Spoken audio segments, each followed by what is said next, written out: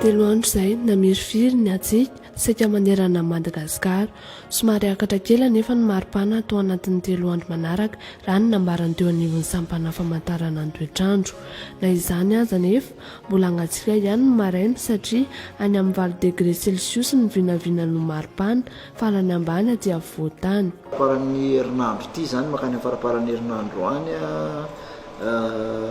na ao anatin'ny ririna ary tsika zany dia misy somary mba ahitana fiakaran-kely indray aloha zany ny maripana aty amin'ny afovoan-tany. Ny maripana ambony indrindra moa zany resahana amin'ny izay 3 andro avy izay satria somary ibantoerana ny fandalovana rindrin-drahona ao atsimo Madagasikara amin'izay 3 andro izay dia hiakatra ny maripana ho an'ny afovoan-tany sy morotsiraka atsinanana zany aloha maripana ambony indrindra amin'ny ankapobeny amin'ny 3 andro. Dia ny rivotra no somary mitsoka mafimafy ho an'ny rapitso somary maharitra izay 3 andro izay koa ho an'ny afovoan-tany manontolo dia amin'ny faritra Sofia sy Diana iny zany dia morotsiraka andrefo somary mafimafy mitsoka ny rivotra zany amin'izay toerana izay. Dia ny rotsakorana indray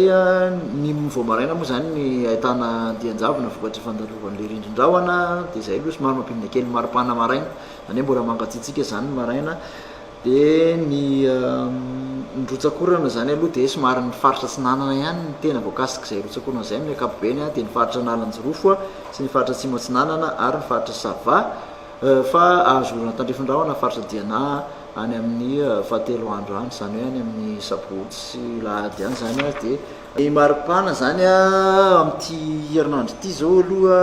dia manodididina ny aty afovoan-tany zany zao manodididina ny 20 mbola misy 20 degré any avaky akaratra ka hatramin'ny 12 degré ny ambany indrindra dia ny ambony indrindra manodidina ny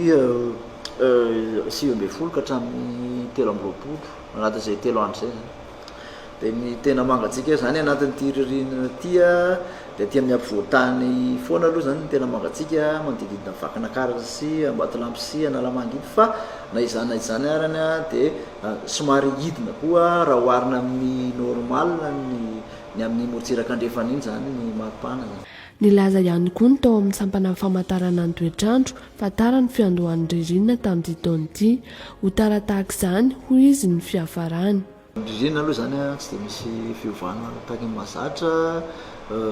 efa manomboka somary taratara tamin'ity volana jiona ity izy dia mifaraparana any ataontsika hoe any amin'ny manodididina ny volana